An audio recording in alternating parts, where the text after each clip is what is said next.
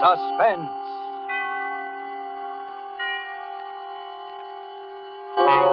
Tonight, To Find Help, starring Frank Sinatra and Agnes Moorehead. My roomer, Mr. Armstrong, tried to warn me that morning he left on his business trip. I remember we were just finishing breakfast and he was rather in a hurry. I don't care what you say, Mrs. Gillis. I just plain don't like it. You're alone here in the house all day. There are no close neighbors. After all, you know nothing about the man. Good gracious, Mr. Armstrong, you'd think I was a pretty young thing of 20 to hear you tell it. And another thing. Seems very strange to me that a young man should be job hunting from door to door in this day and age. Why, there are plenty of jobs to be had. That's just why it's so difficult to find help these days. Oh, you're a worrywart, Mr. Armstrong. And now that I've found someone to do my heavy work, I'm not going to let your silly notions change my mind. All the same, though, I'm not leaving the house this morning till I get a look at the guy. I remember I kept worrying about poor Mr. Armstrong missing his train because it was getting to be 9 o'clock. He dried the breakfast dishes for me, and as he talked, he kept looking out of the window towards the long driveway.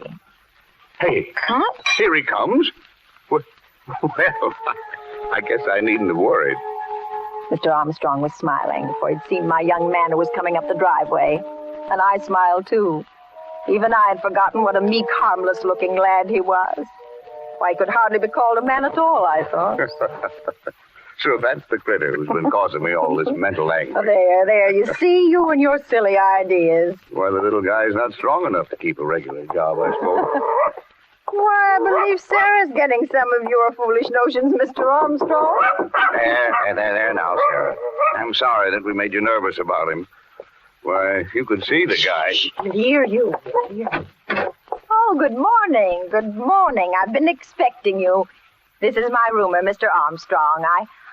I don't believe you told me your name.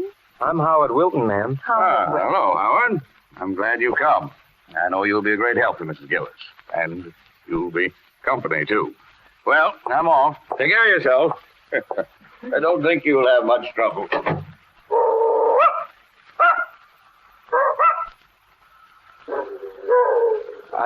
I don't believe your dog likes me, Mrs. Gillis. Oh, yes, of course she does. But she's just getting a little old and peevy.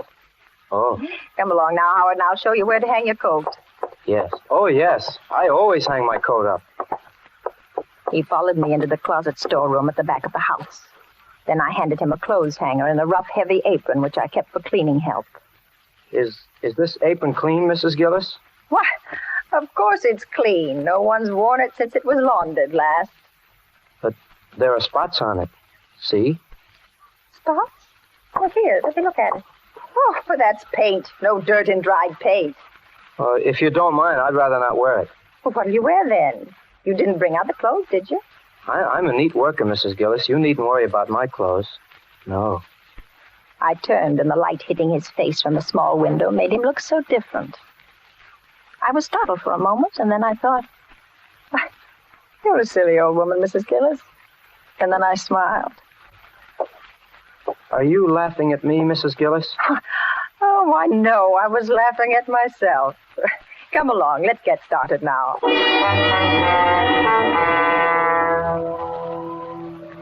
He'd only been at the den floor a short time when I heard him walk back to the closet storeroom. Can I help you, son? I'm going after my coat, Mrs. Gillis. I don't like it being out there in the storeroom. It's a breeding place for moths, you know. Oh, now, son, it takes longer than that for moths to do any damage. Perhaps you won't think it's quite so amusing when I tell you that it's my best and only coat. Oh, I didn't mean to hurt your feelings, Howard. Where would you like to put it? In the kitchen, perhaps? No, the cooking fumes wouldn't be good for it. I'll take it right in the den with me. That is, if you don't mind. Oh, go right ahead, Howard. If you don't mind. Suddenly, I was thankful that there was a phone. He was such a peculiar boy. I wasn't really alarmed. Not then, I wasn't. Still, it was good to know the phone was there. And that old Sarah was still in the breakfast room asleep.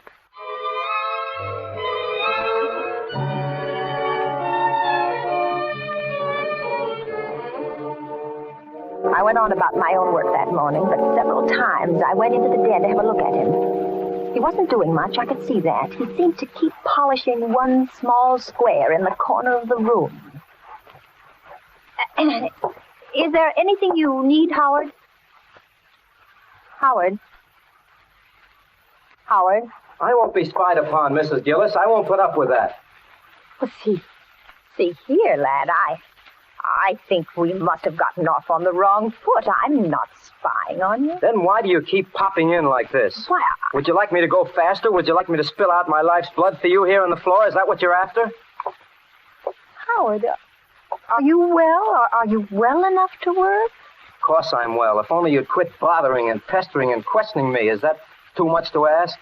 Well, look, Howard, I'm interested in young men. I have 2 boys of my own. They're in the service. You see that Bill on the desk there? He's a Marine. And on the table there, that's Dennis. He's in the infantry. He's overseas. So that's why you hate me. I see it all now. Hate you? Well, whatever gave you that? Yes, you hate me. I could tell it the moment I walked into this house this morning. But Howard... You hate me because I'm young and I'm not in the service like your boys. Why, it never occurred to me. You must know I was grateful when you came looking for work. Grateful? You resented me. The only reason you have me here is to work my life's blood away, to punish me for not being in the service just because your sons are in the service and I'm out. Son, you're ill. Let's put the work away now, and I'll make you a cup of tea. Oh, so you don't want me to do the job, is that it? You're like the Army. There was a job to be done, and they wouldn't let me in. Now you'd like to stop me in the middle of this. I only want you to do whatever will make you feel better. Well, leave me alone, then. Very well. Mrs. Gillis. Yes? I'll tell you why I'm not in the Army, if you insist. I don't insist at all, Howard. If you must know, I'll tell you. They said there was something wrong with my mind. Yes, I just thought maybe you'd like to know, Mrs. Gillis. They said there was something wrong with my mind.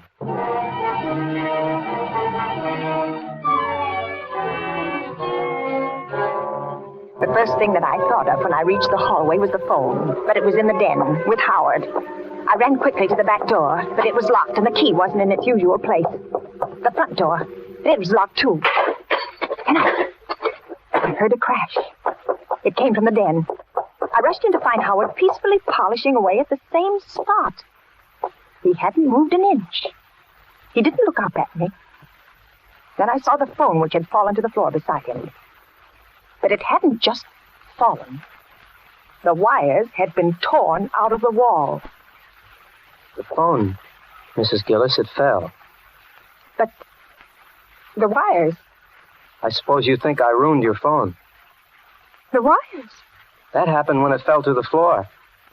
It couldn't have. That happened when it fell to the floor. But it couldn't have. I don't suppose you'll be able to use it anymore, Mrs. Gillis. Not for a while, anyway. No, I don't suppose I will. Sarah! Here, Sarah! Here, Sarah! Mrs. Gillis, Yes? you looking for your dog? Yes, I haven't seen her all morning. She was in the breakfast room. Well, she's not there any longer. Yes, I know. Where is she, Howard? Where is she? Yes, where is she? She's gone. Gone? If you've harmed her... She didn't like me, you know. See here, I've put up with enough, you know. You tell me where my dog is. Or what, Mrs. Gillis? You'll do what, Mrs. Gillis? Sarah, what will you do? Sarah! She's gone, Mrs. Gillis. I told you that. You've harmed my dog. Have I? You killed her. Oh, poor old Sarah who never heard a thing. She would have hurt me. You're bad, Howard. You're wicked. You're wicked. You're a coward. I'm not a coward, Mrs. Gillis. Yes, you are. Cowards are afraid to kill. Only a coward would kill a poor old dog. Well, if I were a coward, I'd be afraid of you, and I'm not afraid of you. Now, you let me out of here. Let me out. I have strong hands, Mrs. Gillis. My fingers are like steel. I've never harmed you. No, and Sarah didn't either, but she would have if I hadn't harmed her first. Let me out of here. You're getting very noisy, Mrs. Gillis. Perhaps if I locked you in this closet, you'd calm down a bit. Howard! Howard!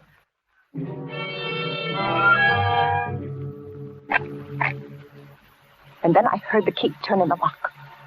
For a moment, I had the feeling of unreality. What is really happening? But I found out soon enough that it wasn't a dream.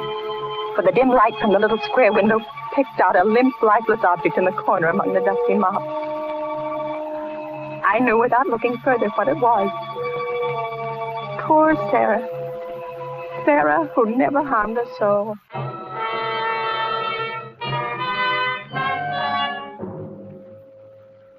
I don't know how long he kept me there. I could hear him moving about the house, but he finally came back. He spoke to me through the door. Have you calmed down, Mrs. Gillis? Yes, Howard. Yes. Let me out. Why? Well, because it's warm in here. Because I want to get out. You were looking for your dog, weren't you? Well, never mind about that, Howard. Just let me out. You know, Mrs. Gillis, if I kept you in there, you wouldn't be able to spy on me ever again. I won't spy on you, Howard. Please let me out. Do you know what I've been doing, Mrs. Gillis? No. I've been doing your den floors, just like you asked me to. And that's fine, Howard. It was fine being able to work peacefully, knowing that you were someplace where you couldn't bother me. I won't bother you, Howard. It was very peaceful. Nobody to bother me. Let me out, Howard. Will you promise to do as I tell you? Yes, I promise. Anything? Anything. Very well, then.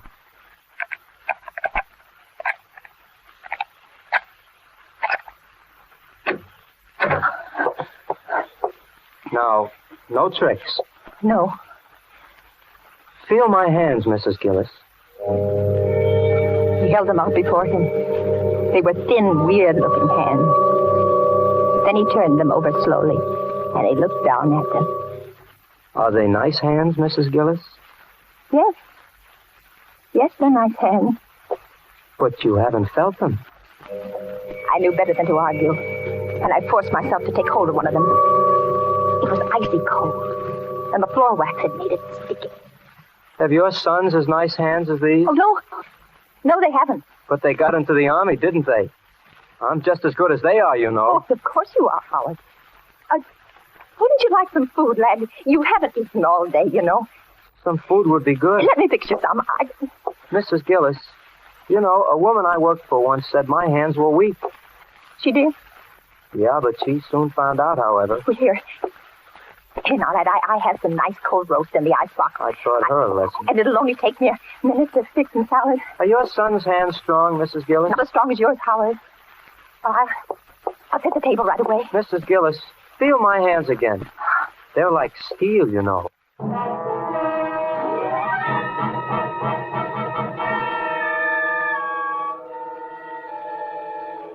I finally managed to get some lunch on the table, and Howard sat beside me. He didn't say much, and he ate very little. I tried to appear casual, to engage him in a conversation, just anything. Do you work often, Howard? Not often. Well, do you have trouble finding jobs? Well, people are anxious to find help these days, weren't you? Yes, to find help. Mrs. Gillis, they're looking for me. Who, Howard? Well, I don't know exactly. The people I worked for last, I guess. Well, was that here, in this town? Oh, no. It was in another town. Everyone was looking for me, so I went away. It was horrible to be spied upon, Mrs. Gillis. Do you know what it is to be spied upon? No, I don't. Would you like to know? No, I wouldn't, Howard. I think I'll spy on you for the rest of the day so that you'll know how it feels. No, Howard, whatever it is you want, just take it and go away. There's nothing I want, Mrs. Gillis. I only want to stay here with you. I can't stand it, Howard. I can't. I am an old woman. Now, please go away and leave me alone. I'm not going away, Mrs. Gillis. There's still a job to be done. I'll go away after I've done everything that's to be done. Howard, I have some money here in my pocket. I got it upstairs for you. It's a great deal, and I'll give it to you. I don't want your money, Mrs. Well, Gillis. then go away. Oh, that would be foolish. Then you tell him. Oh, no, I wouldn't. I wouldn't really, Howard. Go away, and I'll never tell us so that you've been here. I won't tell us so. I don't believe you, Mrs. Gillis, and I don't trust you. There's only one way of being certain that you won't tell, and that... My heart jumped. For when I looked out the window, I saw that it was the milkman. Howard moved quickly to the window with me. Tell him to go away. I can't. I've ordered some extra things. And go into the storeroom until he goes. I can't, Howard. He knows I'm here, and he'll expect me to pay him. You promised to do as I told you. Now, will you tell him to go away? Howard, Howard, if I tell him to go, he'll think something's wrong, and then you'll get caught for sure.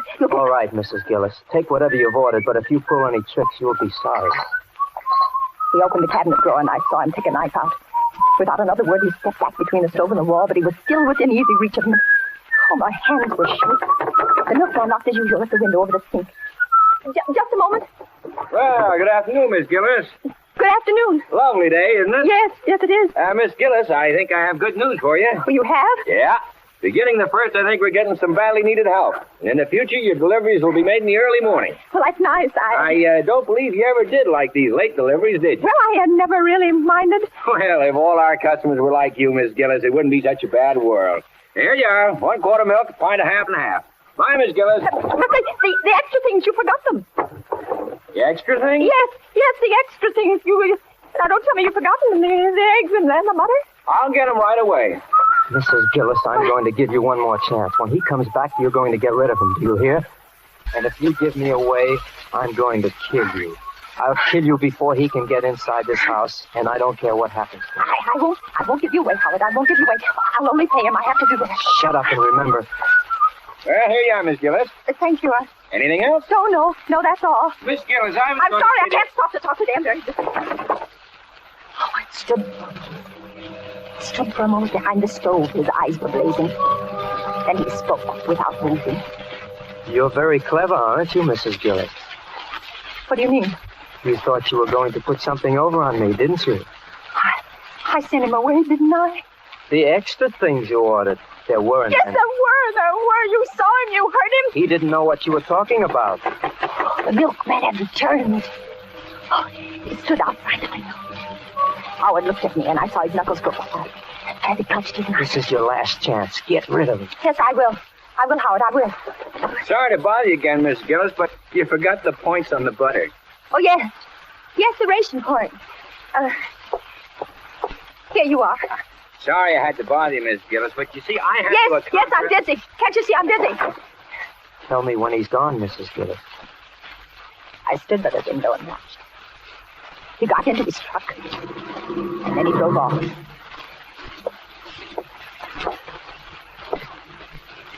So that was your scheme, was it? So you wanted to give me away. He's gone now, Howard. You thought he'd save you, didn't you? No, I sent him away like you asked me. Do you know what would have happened to me? I sent him away. Do you? They would have taken me away. Howard, leave me alone. I'm going to punish you. No, Howard, I've been punished. No, you haven't. Standing very close now, and I knew he still held a knife. And suddenly, everything was black, and I slipped to the floor.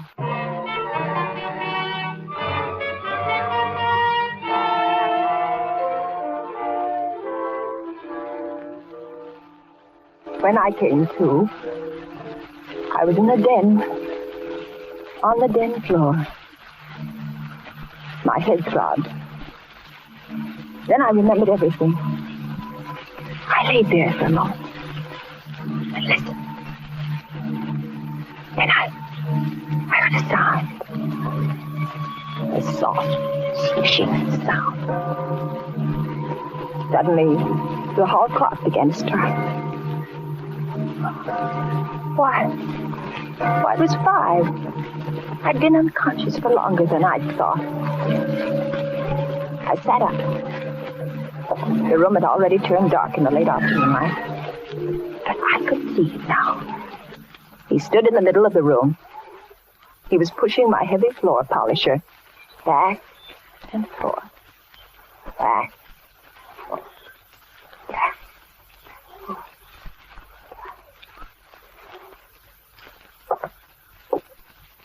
What time is it, Mrs. Gillis? About 5. Well, I guess I'll call it a day now. I've done a nice job, haven't I? Yes, Howard. Very nice. I think I'll be going now. I got to my feet. He paid no attention. He picked up his coat, which he'd placed over a chair when he'd taken it from the storeroom. Then he looked at the floor again. Doesn't it shine nicely, Mrs. Gillis? Yes. Yes, it does. Was it worth $5 to you? Oh, yes, Howard. I have nice hands, haven't I, Mrs. Gillis? Yes, Howard, you have. Here, take the money. Thank you. You know, it's a pity they have to be used to polish floors. You've done such a good job, Howard. I'm going to give you a few extra dollars. Thank you. Will you be needing me tomorrow, Mrs. Gillis? No, thank you, Howard. The door's locked, Mrs. Gillis. Yes, Howard. Do you have the key? Yes, I do. I just remembered. A lot of things. Mrs. Gillis, there's someone at the door. Yes, Howard. Will you open it? Oh, should I? Yes, Howard, you have the key. I have? This it, Mrs. Gillis? Yes. Yes, it is. Open the door. Open the door, Howard. Open it. All right, Mrs. Gillis. Hello. I'm Mr. Stevens of the phone company. Your phone's been reported out all day. I'm sorry we couldn't get around any sooner, but we're really swamped. Mrs. Gillis, is your phone out of order? No, there must be some mistake. Well, now, that's strange. We've had several reports. Maybe I better run back and check my books in the truck. Just a moment, Mr. Stevens. Could you do me a favor? Well, certainly. This boy... Mrs. Gillis. This boy, he's worked here all day. He's done a good job, but I don't think he's well. I'm all right, Mrs. Gillis. Oh, but you're tired, aren't you? Aren't you tired, Howard? Doesn't your head ache? Yes. Yes, I am tired. And my head does ache. Well, maybe Mr. Stevens will be kind enough to drive you to the car line.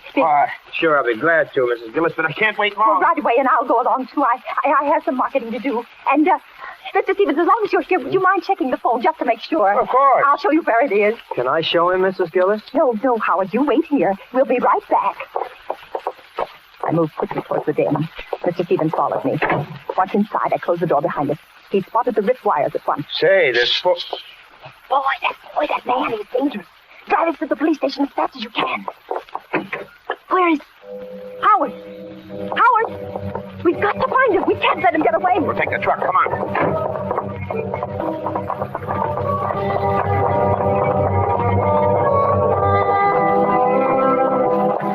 But when we reached the car, I suddenly saw him. He was sitting in the front seat with his coat folded neatly over his lap. Were you looking for me, Mrs. Gillis? Yes, Howard. Yes, I was. Are you ready to go? Yes, I'm ready.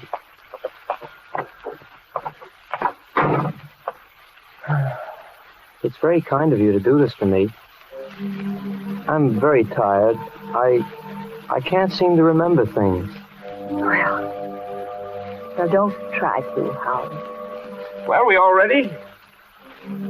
All ready, Mr. Stevens. All ready, Mr. Stevens.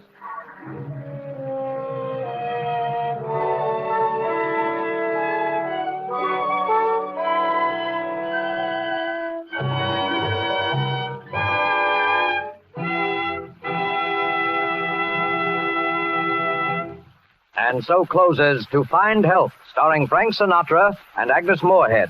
Tonight's study in Suspense. Suspense is produced, edited, and directed by William Spear.